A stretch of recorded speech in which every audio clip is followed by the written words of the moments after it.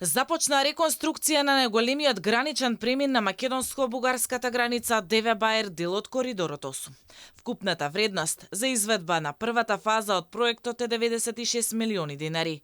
Надградбата ќе се одвива во две фази. Во првата фаза ќе се изгради нов современ административен објект на терминалот за стоково царине, а ќе се реконструира и постоечката управна зграда на преминот.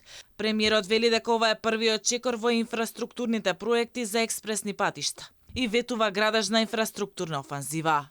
Покажуваме јасна определба дека секоја точка на Македонија нас не е важна и дека нема да оставиме ниту една точка која што нема да биде реконструирана и реновирана. Но мораме да напоменеме дека македонските граѓани кои што ќе го отплаќаат овој кредит ќе добијат модерен граничен премин и исто така ќе добијат модерни гранични премини каде што ќе имаме поефикасна работа на царинската управа.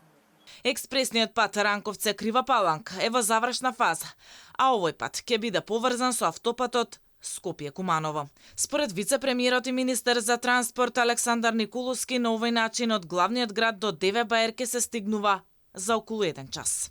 Можам да кажам дека сме во завршна фаза на изградба на експресниот пат од Ранковце до Крива Паланка и исто така би сакал да најавам дека почнуваме проектирање со цел поврзување од Куманово до таму каде што сега завршува експресниот пат, како би автопатот Скопје-Куманово директно би се поврзал на експресниот пат и од Скопје до граничниот премин да се стигнува во едно пријатно возење за некаде час и 10 минути, што мислам дека за коридорот 8 значи многу.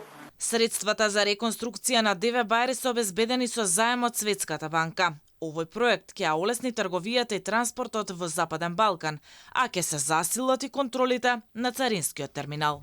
Економската интеграција во регионот и во Европската Унија останува клучен двигател на економскиот раст и заедничкиот просперитет за Западен Балкан. Европската Унија е најголем трговски партнер на регионот и најголем извор на странски директни инвестиции, нудејќи пристап до пазар со повеќе од 500 милиони потрошувачи со висок приход.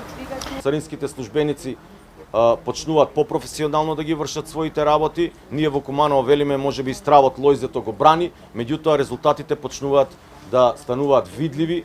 Проектот за надградба на граничниот премин е еден од низата најавени од власта. Еден од најзначајните, делницата Кичево-Охрид, кој се гради повеќе од една деценија. Николовски најави дека дел ќе биде пуштен на стартот на следната летна сезона, а до крајот на годинава треба да биде пуштен во употреба и патот Прилеп-Градско.